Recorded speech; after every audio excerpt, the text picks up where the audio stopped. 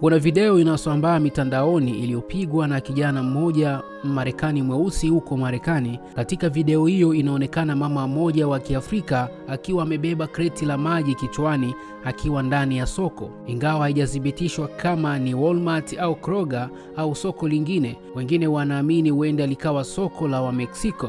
Kijana aliyekuwa akirekodi alimshangaa mama huyo kwa kubeba mizigo kichwani, jambo ambalo ni la kawaida kwa tamaduni nyingi za Kiafrika. Badala ya kuuliza kwa heshima au kujaribu kuelewa utamaduni huo, alianza kumtukana na kumzalilisha. Mama yule aliposikia kuwa anarekodiwa na anatukanwa, alidondosha lile kreti la maji na kumfuata kijana huyo kwa hasira. Watoto wa mama yule wakiwa na hofu walianza kulia huku wakimuomba mama yao aache ugomvi. Inaonekana mama huyo anatoka katika jamii ya Wabembe au ya Warundi au na watu wote waliotoka East Africa, ambao kwao ni kawaida wa Afrika wengi kubeba mizigo kichwani ni jambo la kawaida na si la ajabu.